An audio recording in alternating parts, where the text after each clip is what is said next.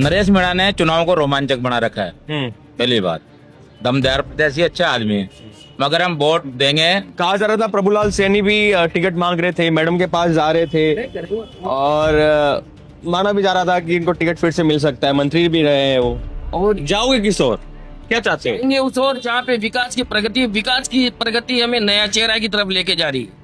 कौन है नया चेहरा? मुनीम जी, अब की बार क्या लग रहा है, माहौल काफी तगड़ा हो रखा है? अब माहौल ये चल रहा है कि नरेश मीणा और ये क्या नाम है, मोरपाल, दोनों बराबर, लेकिन बराबर है। लेकिन की बार विधायक जी कौन आ रहे हैं यहाँ पर? भाई मुकाबला तो तीनों में बहुत रोचक है भैया, पर नरेश मीणा और मोरपाल में कांटे की टक्कर है और भाई भी कम नहीं है। क्या नाम है आपका? मेरा नाम रमजानी भाई। रमजानी भाई, अब की बार कहाँ जा रहे हो भाईजान? इधर से आ रहे हैं मार्केट। अरे चुनाव में कहाँ जा रहे हो? नहीं, अभी तो मैं तो इधर गया था, चुनाव में नहीं आया। चुनाव हो रहे, पता है आपको अंत में? हाँ, किसका पलड़ा भारी है? प्रमोद जैन भाई अजी जीतने चाहिए, जैसे कि वो काम करवाते हैं। यहाँ पे तो बोल रहे काम करवाया नहीं उन्होंने। है जा? नहीं, ऐसा नहीं, बहुत काम करवाया, सम्मेलन भी करवाया, बहुत पैसा खर्च करता है, सभी काम बहुत करवाते हैं। मैं तो बीजेपी के तो खा पी के भग जाते हैं। नरेश मीणा अच्छा लग रहा है मेरे को, उसकी सोच विचार अच्छे लग रहे हैं मेरे को। एक उसके झंडे में मैंने भगत सिंह का फोटो देखा था, तो कहीं ना कहीं विचार मिल रहे हैं। मैं जयपुर से। यार किसका कर रहे हो आप? थोड़ा बहुत इसकी तरफ को। ये हर बार दिक्कत होती है, जो मीडिया है उन पर एक लांछन लगाया जाता है या फिर कुछ सत्यता भी होती है कि जो मीडिया है वो एक तरीके से पीआर टीम की तरह काम करती है। स्वागत है आपका द खबरों पर, मैं हूं आपके साथ मनीष गौड़ और अभी हम मौजूद है एक ऐसी विधानसभा सीट पर जिसकी चर्चा अभी खूब हो रही है, अंता की विधानसभा सीट। जी हाँ, अंता में फिर से चुनाव हो रहे हैं, उपचुनाव हो रहे हैं और इसी के मद्देनजर हम आए हैं यहाँ के लोगों से बातचीत करने, जानने की क्या माहौल रहने वाला है। तो बात करेंगे, जानेंगे मुद्दे क्या है, कौन नेता किस पे पड़ेगा भारी। 3 प्रत्याशी मुख्यतः मैदान में बताए जा रहे हैं। कांग्रेस से प्रमोद जैन भाया, नरेश मीणा जो निर्दलीय चुनाव लड़ रहे हैं, उसके साथ ही मोरपाल सुमन बीजेपी से प्रत्याशी है। चलो बात करते हैं। क्या नाम है आपका? मेरा नाम भारत गुजर है। जी भरत जी, क्या माना से अब की बार? अब की बार देखो, तीनों प्रत्याशी अच्छे हैं, मगर अंता के लोग करप्शन के खिलाफ है। करप्शन नहीं होना चाहिए। यहाँ बाहर से आगे भी लोग लड़े, सब लड़े, लेकिन ज्यादातर क्या है, करप्शन का माहौल रहता है। तो नरेश मीणा ने चुनाव को रोमांचक बना रखा है। पहली बात, दमदार प्रत्याशी, अच्छा आदमी है, मगर हम वोट देंगे सच्चे और ईमानदारी हमारे साथी को, मोरपाल जी सुमन को। नरेश मीणा ने रोमांचक कर दिया मुकाबले को और मीणा ने जाएंगे आप बीजेपी प्रत्याशी की तरफ? हाँ बिल्कुल, मोरपाल सुमन की तरफ। बहुत साधारण व्यक्ति है और ईमानदार व्यक्ति है। कहा जा रहा था प्रभुलाल सैनी भी टिकट मांग रहे थे, मैडम के पास जा रहे थे और माना भी जा रहा था कि इनको टिकट फिर से मिल सकता है, मंत्री भी रहे हैं वो। नहीं तो प्रभुलाल जी सैनी पहले अंता से लड़ चुके, अभी उन्होंने सोचा होगा कि मुझे दोबारा अंता नहीं जाना है, कुछ उन्होंने मना किया होगा, तभी इनको टिकट मिला है, लेकिन मिला उन लोगों की डिजायर पे। प्रभुलाल जी सैनी, कंवरलाल जी ने ही ये टिकट दिलवाया है और सच्चे और अच्छे कार्यकर्ता को दिलवाया, इसलिए हमारी तो मोरपाल सुमन। अच्छा, नमस्कार जी, बात नहीं करोगे आप? बात कीजिए ना। नहीं बोलो। नाम क्या आपका? सोन जैन, सोन चंद जैन। अच्छा, नहीं बोलो, मुकाबला कैसा नजर आ रहा है आपको? कुछ नहीं बोलो। अच्छा, आपका क्या नाम है? जितेंद्र छंदक सर, जितेंद्र छंदक। जितेंद्र छंदक छंदक। पहली बार सुना यार ये सरनेम। सर है हमारे समाज में, छंदक है। तो सर हमारा मत उसको जाएगा जो प्रगति और विकास के कार्य को थोड़ा सा फोकस करेगा। जैसे कि अंता की दुर्दशा पहले से बिगड़ी हुई है, यहाँ पे यात्रियों के लिए कोई बस स्टैंड की सुविधा नहीं है। अंता के बाहर ही पूरी बसों का आवागमन होता है। अंता के नागरिकों में इस बात का रोष है। प्रत्याशी भाया जी भी रहे, प्रभुलाल जी भी रहे और कंवरलाल जी भी रहे, लेकिन उनके संविधान में कभी ये नहीं आया कि अब अंता के लिए, विकास के लिए कुछ करना है। प्लस यहाँ पे सौंदर्यकरण के नाम पे कुछ है नहीं, जबकि उपखंड मुख्यालय है ये, लेकिन सौंदर्यकरण के नाम पे कुछ नहीं है। और जाओगे किस ओर, क्या चाहते हैं? जाएंगे उस ओर जहाँ पे विकास की प्रगति हमें नया चेहरा की तरफ लेके जा रही है। कौन है नया चेहरा? जो नया चेहरा है वो विकास कराएगा, जो हमसे वादा करेगा और वादा खिलाफी नहीं करेगा, वही हमारा प्रत्याशी रहेगा। भाई प्रत्याशी तो हो गए हैं वो, अच्छी का हम आप विधायक किसको बना रहे हो? विधायक हम आपको 14 तारीख को बता देंगे। यही हमारा विधायक है और यही हमारी जीत है और यही हमारा विकास है। एक और यहाँ पे ताऊ जी है, बिजनेस कर रहे हो अभी भी या फिर अब रिटायर्ड हो गए? विकास की तरफ जो हमारा विकास नाम क्या आपका? बद्रीलाल कुमावत, बद्रीलाल कुमावत। बद्रीलाल कुमावत। अच्छा, बिजनेस करते थे आप? नौकरी करते थे या बिजनेस करते थे? मैं तो मुनीम का काम करता था पहले। अब पहले मुनीम का काम करता था। मुनीम के थे आप? मुनीम था मैं तो 40 साल तक मुनीम का काम किया मैंने। तो अभी भी आपको मुनीम बोलूं तो कोई बुरा नहीं मानोगे? नहीं, मुनीम जी, अब की बार क्या लग रहा है, माहौल काफी तगड़ा हो रखा है? अब भी माहौल ये चल रहा है कि नरेश मीणा और ये क्या नाम है, मोरपाल, दोनों लेकिन बराबर है। लेकिन मोरपाल है स्वच्छ सभ्य का आदमी है, किसी तरह उसके ऊपर दाग नहीं है। और मोरपाल ये कोई हम वोट देंगे मोरपाल ये। मुनीम जी बता रहे हैं कि नरेश मीणा और मोरपाल सुमन के बीच में टक्कर होगी और साफ तेरा मुद्दा स्वच्छ छवि वाले मोरपाल सुमन है। मोरपाल चुमन, प्रमोद जैन भाई क्यों नहीं? प्रमोद जैन भाई ने उसके पे क्षेत्र का लांछन लगे हुए हैं। उन्होंने हमारे क्षेत्र में कोई काम नहीं किया। जब भी पार्टी की मीटिंग होती है ना, 12 में जाके मीटिंग करता है। ये विधानसभा अंता है, विधानसभा अंता में कभी उसने मीटिंग नहीं की। यहाँ के सब कोई कार्यकर्ता उनसे मुझे कोई बता रहा था कि काफी कन्याओं की शादी करवाई उन्होंने, नहीं 1100 2200। नहीं, तो जहाँ 12 नहीं करे 12 करवाइए। अच्छा, यहाँ कुछ नहीं करवाई। क्या फायदा मिला उसको? अंतर से क्या फायदा मिला? अंतर कोई फायदा नहीं मिला। कोई फायदा नहीं मिला, अंतम को फायदा नहीं मिला। कोई फायदा नहीं मिला। हाँ। तो यहाँ पर और भी लोग हैं। हाँ भाई, युवा है, मेरी उम्र के हो आप। क्या नाम है आपका? अंकुर नागर। अंकुर जी, क्या उम्र है आपकी? मेरे 35 साल। मुझसे बड़े हो आप, 4-5 साल बड़े हो। कोई 5 क्या 7-8 साल बड़े हो। क्या काम करते हो आप? इलेक्ट्रिकल्स की दुकान है अपनी। सही चल रही है? बिल्कुल, दिवाली को ठीक अच्छा हुआ? आनंद आ गया। लक्ष्मी जी की पूजा की नहीं की? अरे भैया, लक्ष्मी जी की पूजा करेंगे। लक्ष्मी जी आए? बिल्कुल, लक्ष्मी जी कहाँ जाएंगी? तो अब की बार विधायक जी कौन आ रहे हैं यहाँ पर? भाई मुकाबला तो तीनों में बहुत रोचक है भैया, पर नरेश मीणा और मोरपाल में कांटे की टक्कर है और बाय जी भी कम नहीं है।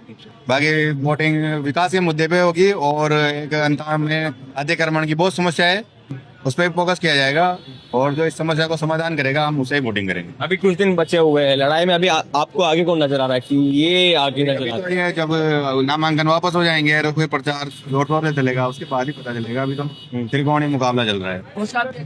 जी, कोषाध्यक्ष जी, किसी कोषाध्यक्ष हो आप? Electrician electrician. अच्छा, क्या नाम है आपका? दीपक खंडेलवाल। खंडेलवाल साहब, थोड़े से आगे आ जाओ जी। क्या मामला नजर आ रहा है आपकी बार? मामला तो तीनों को बराबर टक्कर चल रही है। फिर 14 तारीख को पता लगेगा कि किसका माहौल है, क्या है। और वैसे जो टिकट दिया है इस बार बीजेपी से मोरपाल जी को, वो क्षेत्रीय भी हैं और उनके कोई दाग नहीं है, अच्छे नागरिक हैं, इसलिए हम तो मोरपाल जी को ही वोट देंगे। प्रमोद जैन भाई पर दाग है या नरेश मीणा पर दाग है, कहने का मतलब ये? प्रमोद जी बाग में 12-15 केस चल रहे हैं, तो हो सकता है आगे से फिर वापस से उपचुनाव हो जाए, क्योंकि उनके ऊपर केस चल रहे हैं। हो सकता है आगे से वापस उनके ऊपर चुनाव जेल में चल जाए तो वापस उनके साथ हो जाए, तो उस चक्कर में वोटिंग थोड़ा इस बार वोटिंग हुई तो वो कोई मतलब नहीं है। तो आप इतना चाहते हैं कि फिर से उपचुनाव नहीं हो? नहीं हो, इसको गवर्नमेंट को घाटा है ना, बार बार चुनाव कराएंगे गवर्नमेंट, फिर वापस से वही सारा वही। आवारा पशुओं की वो आपको भी नजर आ रही है, जो यहाँ पे रोड जाम होने की घटनाएं बार बार बनती है। अभी भाई की मरघाट होती है, 500 रुपए का नुकसान हुआ है। लोग कहते हैं कि हमने गौशाला के नाम पे इतना खर्च किया, लेकिन ये आवारा जो पशु है हमें आज भी नजर आवारा पशु तो नजर आ रहे हैं। यहाँ पे सांड गाय खुले में यहाँ पर घूम रही है। इससे क्या है कि मतलब अधिकांश दुर्घटनाओं की आशंका बने रहती है, आवागमन प्रभावित रहता है। तो कम से कम जो इन्होंने गौशाला है या इनके लिए जो बनाया है, इनको सही जगह दी जाए।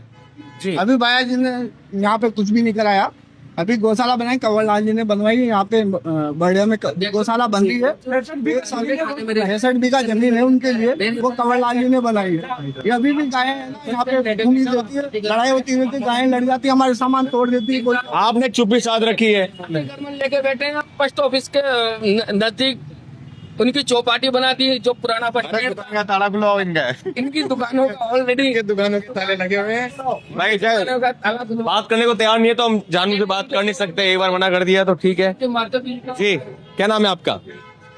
सुखेंद्र सिंह जी सुखेंद्र सिंह सुखिंदर सिंह, क्या काम करते हो भैया आप? काम में शॉप है राष्ट्रपति ब्रिज की। अच्छा, तो साहब आप ये बताओ क्या माहौल है अंता में? अंत में फाइनल है कमर से वो मोरपाल जी जीत गए बीजेपी और नरेश मीणा और प्रमोद पाया, टक्कर रहेगी दोनों की, मोरपाल जी की नरेश मीणा की, लेकिन फाइनल रिजल्ट वहाँ आएगा मोरपाल जी का। अच्छा माहौल के हिसाब से तो बाकी रिजल्ट क्या आएगा वो बाद में पता चलेगा 14 तारीख। आप बड़े साथ बैठे हो अंकल, क्या बोल रहे हो? शांति हो शांति रहोगे, वोट तो लेके आओगे?